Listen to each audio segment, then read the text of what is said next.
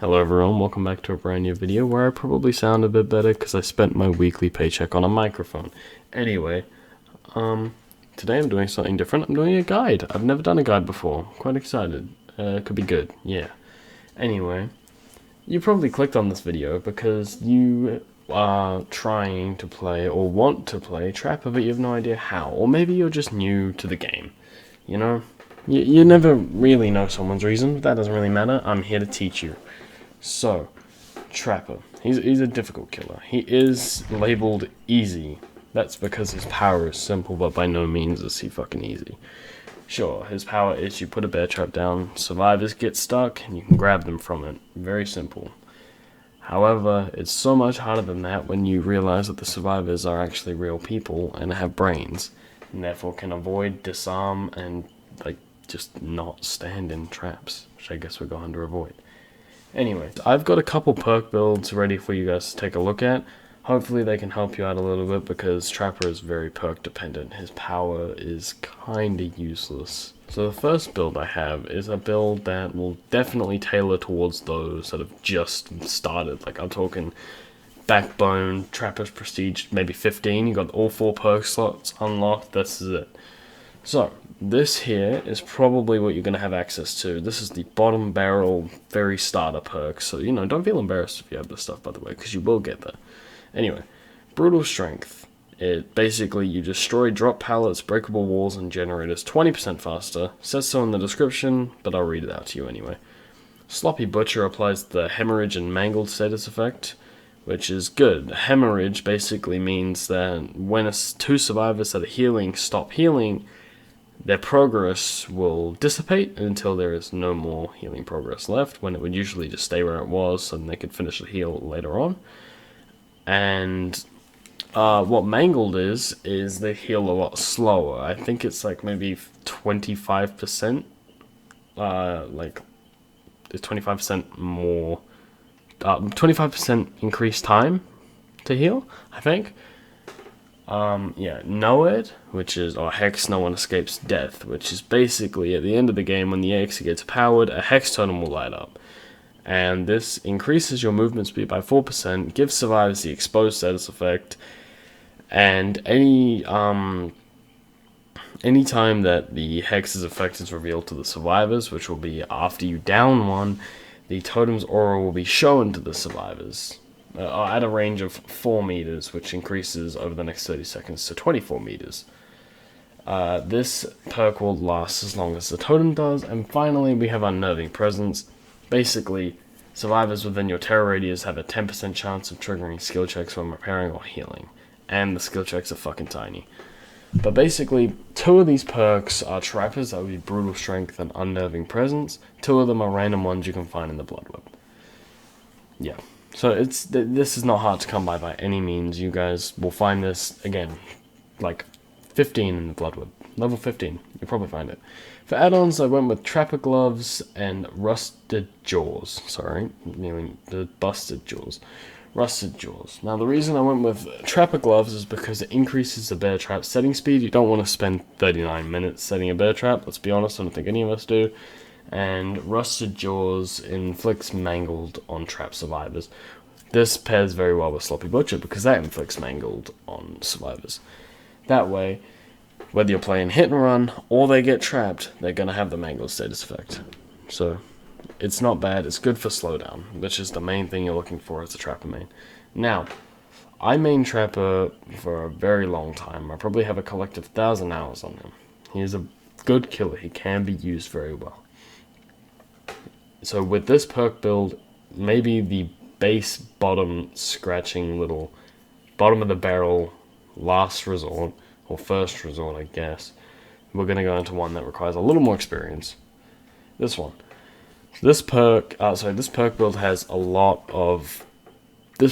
perks that come from all over the roster. So we've got Plague's perk, Clown's perk, and Cenobite or Pinhead's perk, which they're hard to come by. They're not easy, which is, you need to have them all unlocked, and one of them actually costs money. So yeah, it's not exactly easy. Anyway, so for the perks, we have Corrupt Intervention, which the 3 generators furthest from you when the trial starts are blocked for the next 120 seconds. Or until you put someone into the dying state. Which means all the generators near you will be... They're not blocked. So you can actually utilize that, and you can set up there, which is what this perk is for, is to slow down the start of the match so Trapper can place his traps around. Sloppy Butcher next up. Again, the slowdown from Sloppy is very good, and if you disrupt healing, it's going to put survivors at a state where they just don't want to heal, and I've had it happen over the past 3 games I've played. I've tested both these builds out several times. Pop Goes the Weasel, a clown perk, basically a deep bond with the entity unlocks great strength, blah blah blah. When you hook a survivor, this perk activates for the next 45 seconds. In that 45 seconds, if you kick a generator, the generator loses 30% of its current progress, which is a crazy amount when you consider the spectrum, but not so crazy when it's just like starting, you know? At the very start, it's not too insane. If the generator is only like 10% completed, then it's now down to 7%. It's not too crazy. But later on, when those generators are halfway complete, 50%, 60%, that's a great perk. Deadlock. After a generator is repaired, the entity will block the generator the most progress for 30 seconds. So what this means is, like Corrupt, it'll be blocked, no survivors can touch it, and you know which one of those you can immediately organize to Pop Goes the Weasel the second it comes back. Very simple. Anyway, that's the 2 perk builds I wanted to explain to you. The first one is incredibly easy to get. The second one isn't so much. Oh yeah, sorry, the add-ons for the second one, I put Rusted Jaws to synergize with Sloppy, and Fastening Tools because, again, you do not want to be stuck there setting bear traps. I also came up with this build, which is, if you're a little bit further into the game, in all the base killers you have to at least Prestige 1, you can probably run this one, which is Hex Huntress Lullaby. Survivors receive a 6% regression penalty when missing a skill check, so that's quite crazy. And because it's a hex, it's got some other crazy effects. It's a standing totem. When you hook survivors and they get unhooked... Oh no, whenever you hook a survivor, you get a totem. I mean a token. Sorry. You get a token, up to 5. 1 to 4, this time between skill check warnings and sound becomes shorter, so like you put the survivor on a hook, right, so another survivor's on a gen, you have some tokens, right, let's say you have 3, there's going to be a skill check sound, and then usually there's around a 1-second delay, and then you get the actual skill check, like, animation. This time, that time's going to be hella short, so it's going to be like, you know, the noise, and then the skill check immediately, and it fucks with people a lot, and it's pretty good, but it's good for slowdown, which is why I put it on. Thanatophobia, also good for slowdown. Basically, for each injured, dying, or hook survivor, all survivors receive a penalty of 2% to repair, sabotage, and totem cleansing speeds. This is good. It doesn't sound very good. It sounds like slow or small, but it's not. It's not. It is good. It is very good, because at the end of the day, that 2% goes a long way. It doesn't seem like it would, but it really does. And plus that stacks. So 2%, 2%, and if you have all 4 injured, 12%. That actually made me want to put a different perk on Sloppy Butcher to discourage them from healing. That was one we talked about in both previous builds. Tinkerer, basically whenever a generator is 70% progress, it triggers a loud noise notification and you're granted undetectable for the next 16 seconds. Basically this is a really good gen slowdown perk, because then you can get right the fuck over there, disrupt whatever they're doing, kick the gen and walk away. It's good. Anyway, to prove this perk build's good, I'm going to play 1 match as it. At it. And in this match I will explain more things you can do as Trapper, good places to put your traps, good mind games, stuff like that. Just stuff you can pick up on in game. So let's jump right in. Alright, we got Gas Haven.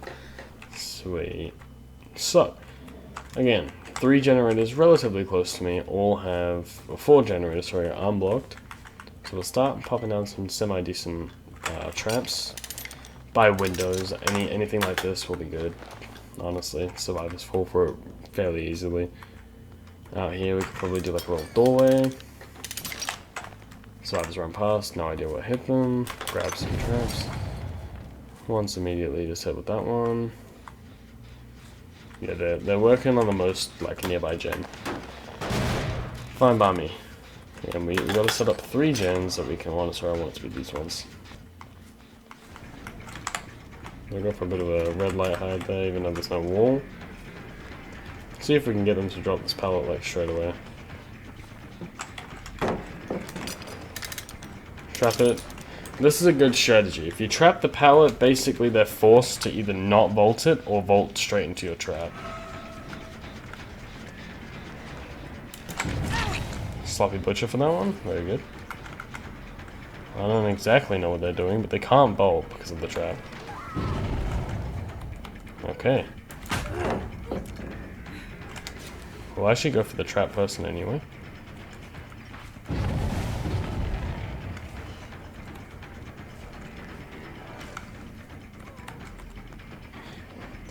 Now I'll take the down because Corrupt is about to end anyway.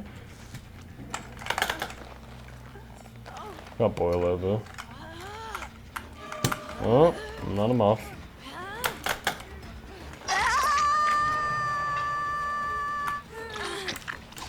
Down you. I'll actually pop this. And then I'm gonna hook her and then I'll pop it again just to fully break their spirits.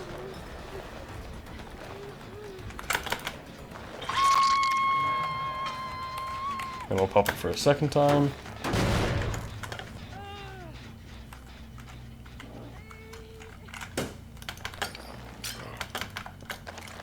Alright, now I am going to place another trap in here. Hopefully no one really realizes. It's fine. We'll also do one right here. This is my little setup, so it should be decent. Take this one. I'm actually going to pop it right here this time. I am surprised that they haven't got a single gen done yet. But this one is definitely going to be a problem.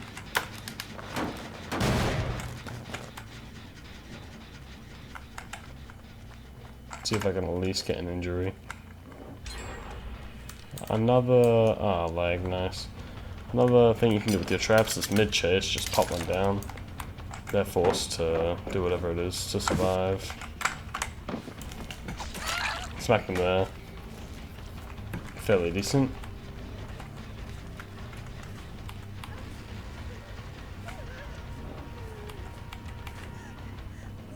I'll actually take the time whilst I'm here to pick this up. Break this one because, yeah.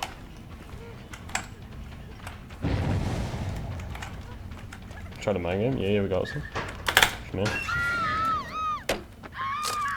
Not exactly sure what that strategy was, but you know. They're just going through and disabling all the traps. Deadlock's still coming in really handy. I'll put another one out here then, and then I'll soon go inside and collect the other one.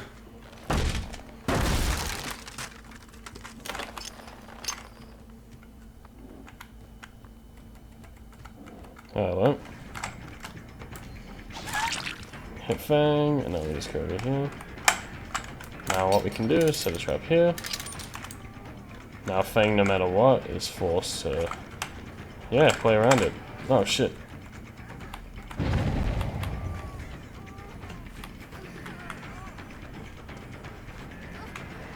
See if we can get a bit closer.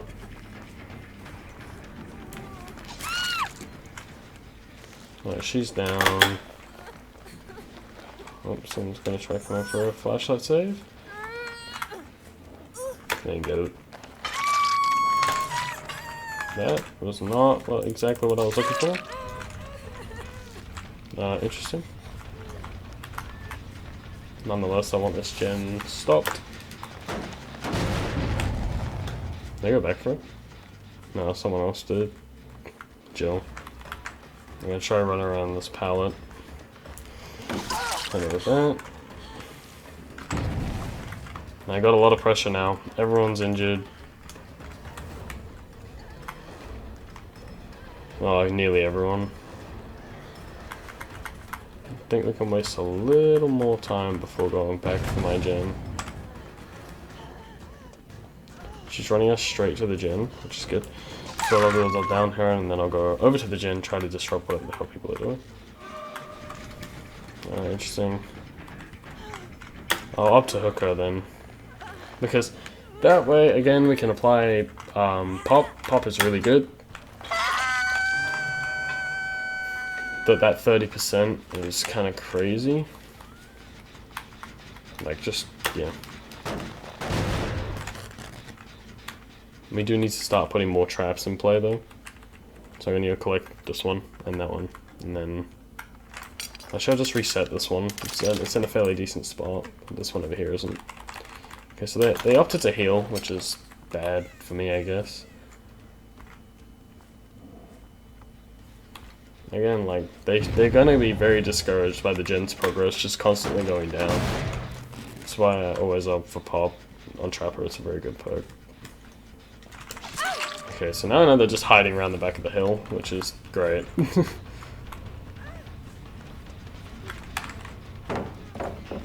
A bit of a red light fake, which is a little beam of light in front of you. Oh, you fucked up.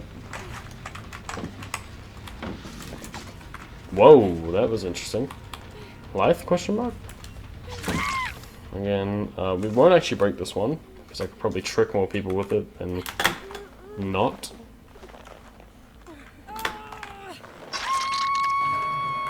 I'll reset this one.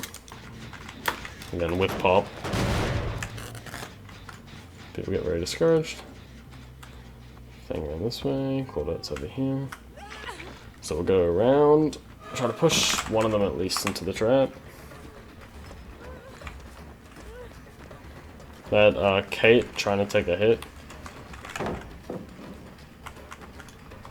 Again, she just come off the hook, so she is mending.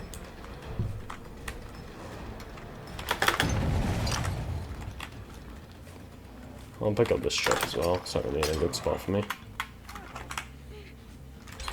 Probably going for our first kill here. That gen over there is about to pop. Again, Deadlock, great perk. Saved me, kind of, there. I should be setting up more traps. We got one kill now, so pressure's on.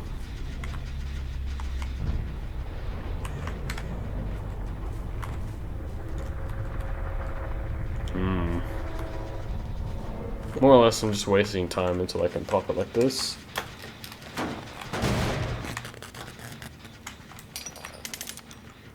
I'll trap there, just for the... nothing there.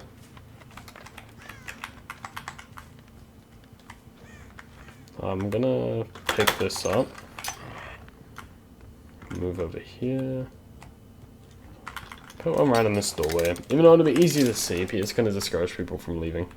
It's Jill. Jill's over here. We also got someone on this gen now.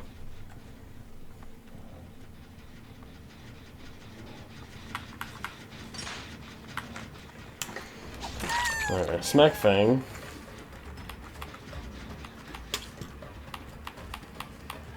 Try to again push her towards the trap that's there. There it is.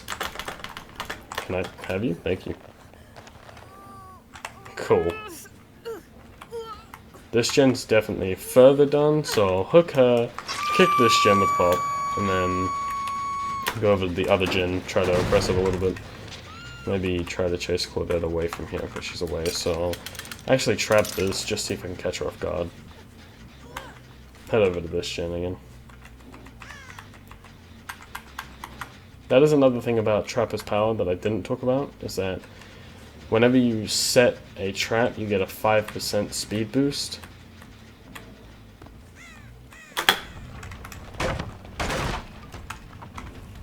Alright, so now they're definitely going to try to do more gens.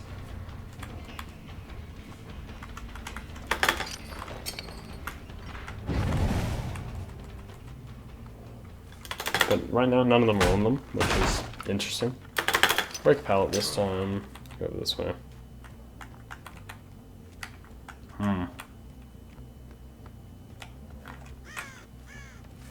Four traps. That one's still broken. They are trying to lead me away, which is interesting. Set a trap here. Make her run this way.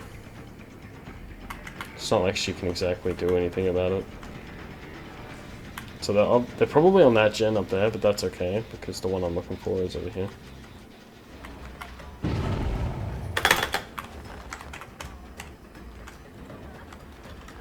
Things here, which is fine.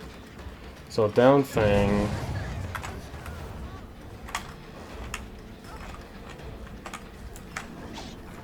That probably should have hit, but down Fang, hook her there. I think Fang's dead? I'm not sure. No, I don't think she is. I know one of them's not. No, Fang is dead. Oh yeah, sorry about that like noise. My fridge thinks it has a damn terror radius. Probably get a fairly decent play going.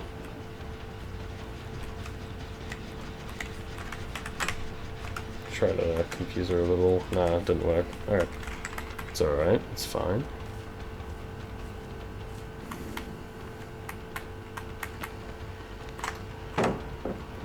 What we can do is push over here, break this. When this pallet's gone. Claudette's over there, which is only good for me.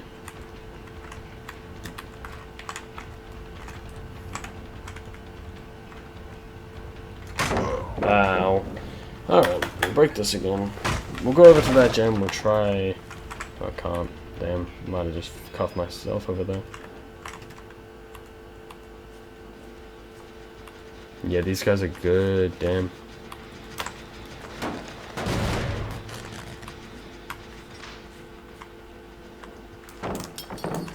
Alright, I'll just... Okay.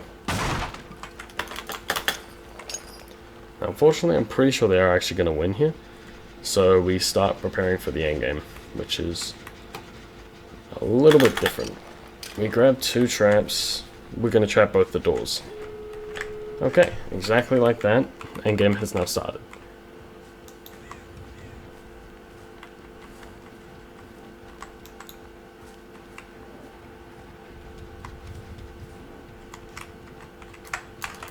Nonetheless, if it lets us... Trapdoor.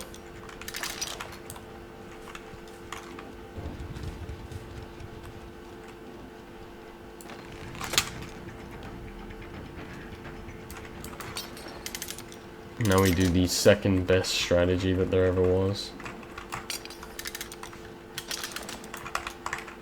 Good luck getting through this. Literally, good luck getting through this. Yeah, fuck. You didn't notice? Okay, well, we got a 3k then. Yeah, that was pretty funny. And I won't let her get with me a boil over. Won't let her get me with boil over. And we got a 3k. I'm okay with the 1 escape.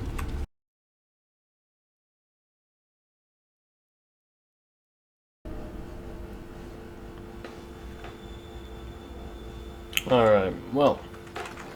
Here we go. I'm just here to show you a couple more things. Again, sorry about my fucking fridge. Usually it's not loud. It just has a terror radius today.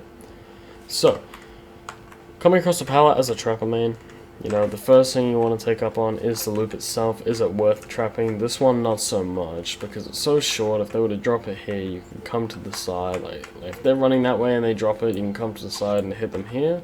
And most likely you'll cut them off, and if not, then they'll eventually be down on that vault. A loop like this, though, definitely worth trapping. And the places you want to trap would be around here.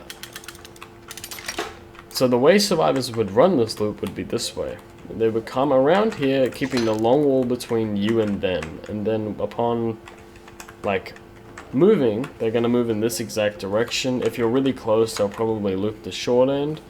Most of the time, they're going to loop the long way, especially if you're coming from far away. So it's good to have already placed a trap here, because if they were to come around, then they're just going to immediately get trapped, and there's nothing they can do about it. And what's happened is, they're done. Like, because again, hey, my fridge stopped.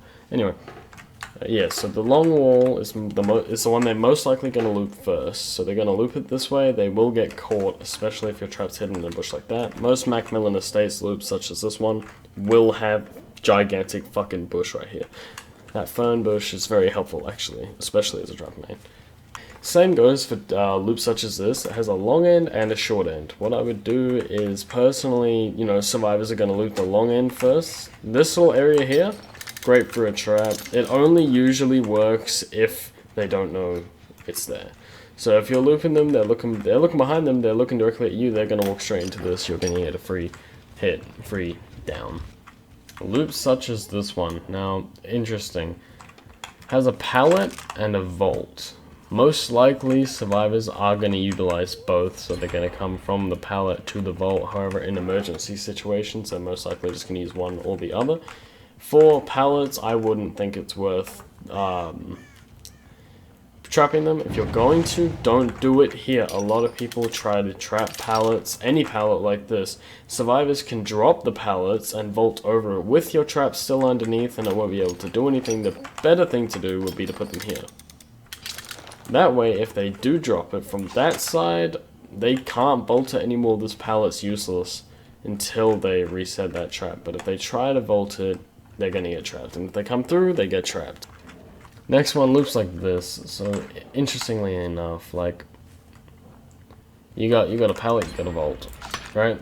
The way survivors run this loop is this way. They will go clockwise around the pallet, over the vault, and then they're most likely going to turn to go anti-clockwise as the killer's going to come around. So the way you're going to run it is kind of like this, and then you'll probably end up strafing to the right, and then by that time they would have gone around. Good places to put traps are, well, here, right by the window. It catches them off guard. This only works if you're not already in a chase with them. I've actually known it to work a couple times right here. It just catches them off guard a little bit, but it's really easily avoidable if they just come around. And don't be a silly trapper and try to go through it yourself. You won't be able to unless you have a very specific add-on. Another place is right here, right in front of the locker. That way, one, when they come around, they'll get fucking trapped. And what the fuck is that? Holy shit. Okay, that's an interesting giant. Okay, sorry, off track. Anyway, that way they come around, they get trapped. It's simple, and also they can't use this locker anymore. If you decide to run it the other way, which is if they vault this and you come around here instead of going around the right, this trap over here works very well.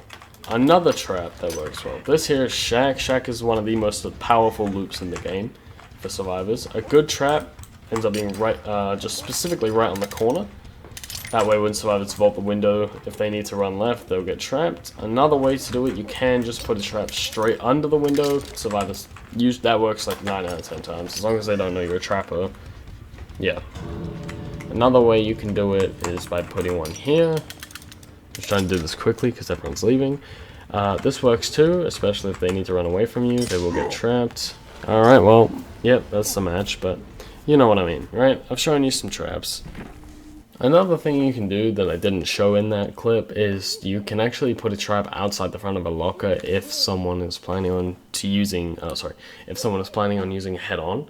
That way, head-on is a perk for survivors from Jane Romero where the survivor can jump out after hiding in a locker for 4 seconds and stun the killer with the locker doors.